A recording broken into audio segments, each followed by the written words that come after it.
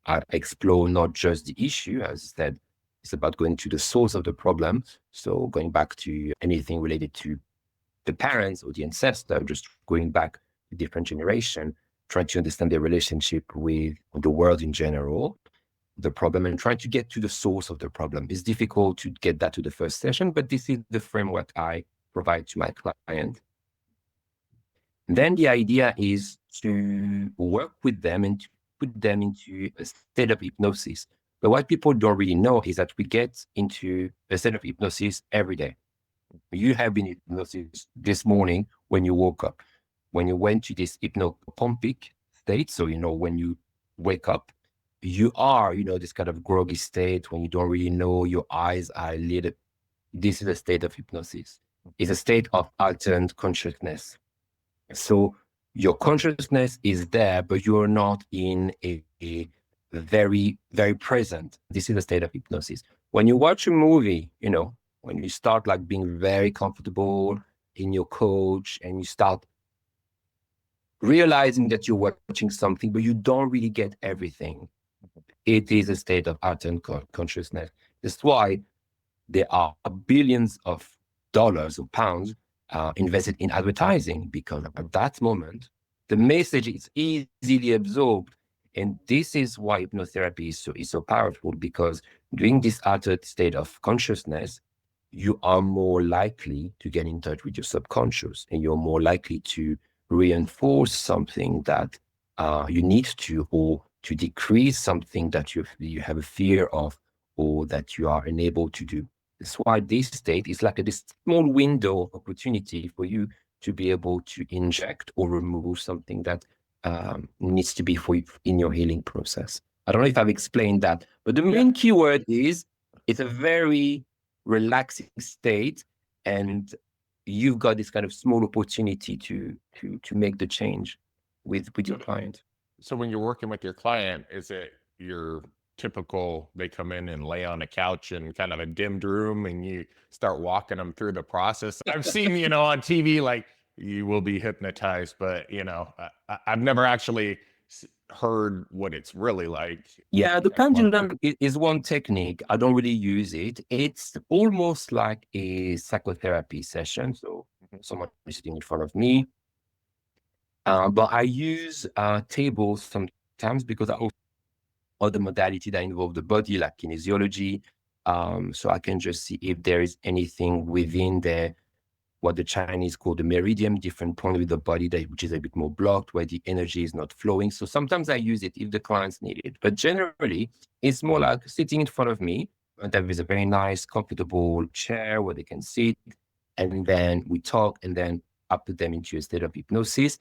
What really makes a difference between a good hypnotherapist is the ability to put someone in relaxed and safe space. But also their voice, is very important. That's why people tend to go with men when it comes to hypnotherapy. I'm not saying everyone, because you've got a deeper voice, a stronger voice, a more authoritative voice. Not saying that women don't have it, and I think there are very good women who can do this. But I'm just saying, based on experience, why people come to me. Obviously, I'm very biased in that, because it's people who have chosen me. But that makes a difference, It's just making the person comfortable, guiding them through. And because what we're doing, to answer your question, is we guide someone through their subconscious, through our words. This is why a good hypnotherapist needs to be good with words, So the writing exercise is very important for me, because it helps me to reflect on the word that needs to be said to someone, and having a clean language. You just want to make sure that you use a word that will resonate with someone, but not using words that can trigger something, which can be, reminding them something that they have lived in the past. So Yeah. So some of the people that you're helping, I imagine they're coming in for trauma, and we did touch on that's kind of overused, but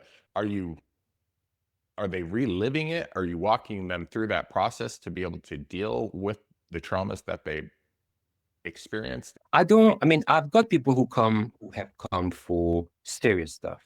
And I also have people who have come for just building confidence. You can use hypnotherapy for a lot of things. You can use it for phobia. I've had clients who came for phobia. I had people who came because they had lack of confidence, and a lot of people who came because of their sleep problem because I'm more known about as a sleep expert and the lucid dreaming. So people can for the sleep problem. But when it comes to more like trauma, we spend a lot of time to discuss about it. And then we spend some time to in the healing process with hypnotherapy. So this is why it depends the type of clients I have. But the idea is always just to adapt yourself with the clients. Sometimes the trauma, the one which is being expressed is not necessarily the one that needs to be worked on. It's about deciding with the client what do you want to work on and why, understanding that can be one problem can this listening a lot. And I think it was Jordan Peterson who said the most important quality for a therapist is not the modalities, is their ability to listen, is their ability to make the client heard in order for the healing to start. So there is a lot of listening that must happen. And I think because hypnotherapy is a solution-focused type of therapy, when we try to get past that more traditional psychotherapy, a lot of hypnotherapists might be tempted just to find or what they see as the problem and just going directly through it. So for me, using dreams, implementing the dreams in the practice is more powerful because with my clients, we review sometimes their dreams. What did you dream about? And I encourage them to have a dream journal, which is one of the techniques to be more lucid. The power of words is very interesting and powerful. So writing what you have dreamt about is already healing, and it gives you this sense of being more aware that your dreams are important. And what you're saying to your subconscious is, you've been sending me raw information. I'm going to take care of it. I'm going to acknowledge that it is important. And just writing your dreams is important. And it's not about having like a full novel. The way I advise my clients to do it is having one side when they just draw the dream, just a picture, just as if they were taking a snapshot, and another one where they just put some keywords, just the emotion, the place, and the people. You don't need to have the whole thing because a dream is very deconstructed. It's not very logical. You might be seeing a leopard, then you see an elephant, then you see your ex, then you see your parent. It's never like logical. Can already be very powerful because you acknowledge your subconscious mind. And the more you do this, the more you will be used to those kind of scene or those type of people or those crazy scene that you see. And then the more you will be ready when you get to a stage of being like, oh, I recognize this sensation. It must be a dream. So it's a kind of a very easy and not control freak approach, I think, that can help you to be more conscious about what your subconscious is telling you. So to get into a lucid dreaming state, do you recommend listening to like music or white noise or just go to sleep like you normally do? I'm not a big fan of all those gimmicks. Now you can see it. If you search on Google, like lucid dream technology, now there are beds. There are some hotel in London. They were making like some kind of experiment for people to be more lucid. I'm like, again, going back to the using something which had been ancestral, has been used for a specific purpose, and how it can be corrupted to be used, can have some bad effect, about people being wanting to control their dreaming, which is the opposite of lucid dreaming. So for me, the more natural it is, the better it is. It's just about, whenever, for instance, some people still, wash the dishes and using like water, and they don't put everything in the dishwashing. Just being conscious that you are washing it, just feeling the water on it. And then whenever you do your washing, be conscious at this moment that you are present. Because the key is, how do you remind yourself to be present? Because once you are in a dream state, it's all over the place. But you just need to build this muscle about knowing inside of a tornado of all images that your subconscious will send you, okay, now I need to remain conscious. And I think it's the main key. You can do a lot of things, but my advice, based on my background and the type of knowledge I've gained, is the more natural, the less control, the better it would be. Mhm. So people who I've had like reoccurring dreams in my life where you have the same dream over and over again. Do you have any insight into what that is that your mind just trying to work through a problem and it's just not getting through it, or you got any advice on We that? might do a bit of a session, Nick. We might need to Yeah, do a bit of a session here, we but might. the thing is, and I would really challenge you, and maybe we can have a follow-up on that, is just not writing down what was the topic of this dream? Mhm. Who were you with? Where were you? And what was the sensation? Because you know that already, and I don't know if you want to share it now, Sure. Yeah, but yeah.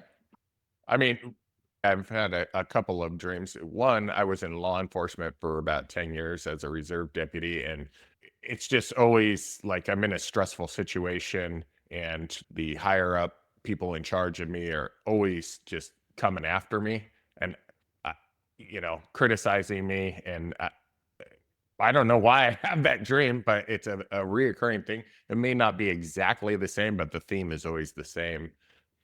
I think what would be interesting for you would be next time you've got it, Hmm. is being like, am I dreaming? Because when those recurring dreams happen, are you conscious that you're dreaming, or you're still living through the situation Hmm. as they happen? Most of the time, I'm not conscious that I'm dreaming, but there have been a few times where I'm like, oh, I think this is a dream, and then you wake up and it was a dream. I would be really curious, because then write it down, about like the situation, what happened, the sensation you have felt in your body. And the next time, if it happens, you might not be able to get in the first time, but if you keep practicing that, if you recognize, okay, this is a dream. Because for me, I had my first lucid dream when I didn't know it was a lucid dream. And I was like, similar to you. Someone told me, oh, you killed someone, you're going to go to jail. I'm like, but I don't even know this person. I wasn't even there.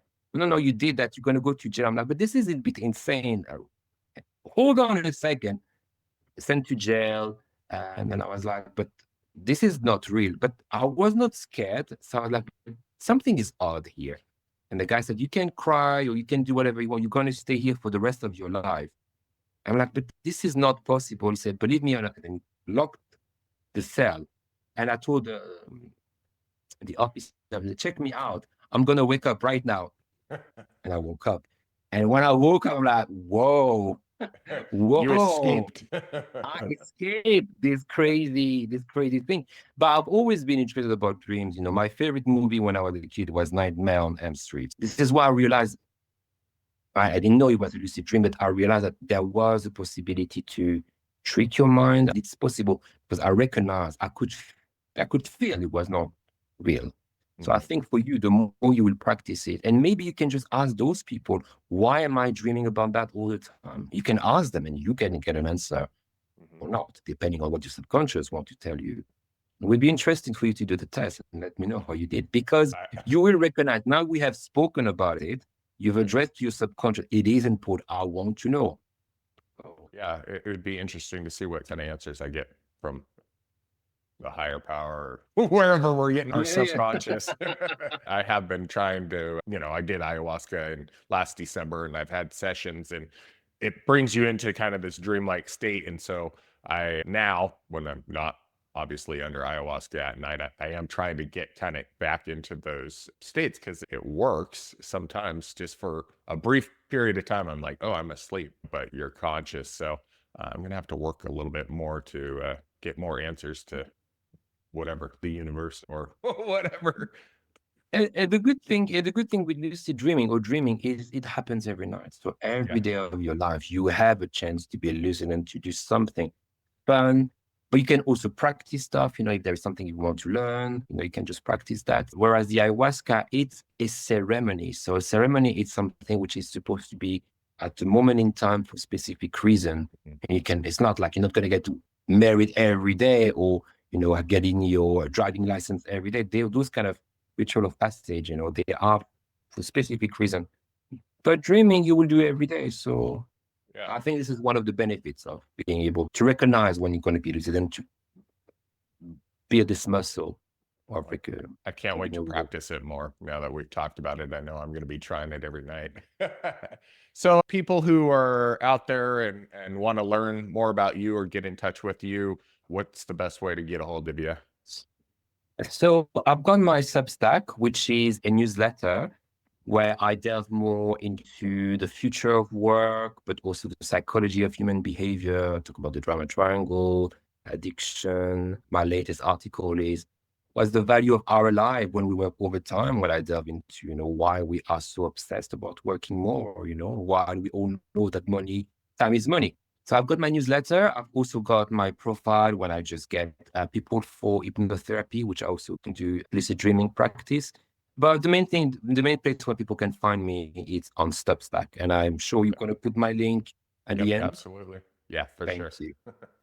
Yeah, definitely. Well, I know we just briefly touched on this subject today. I appreciate you joining me and kind of giving us a little bit of an intro into lucid dreaming. And I thank you for your time. And this is a very interesting topic. And I hope people reach out to you and maybe book a session with you if they want to learn more about it. Appreciate you. Thank you very much. And looking forward to hear what you've learned about those dreams next I time we will let speak you to each know. other. Most definitely.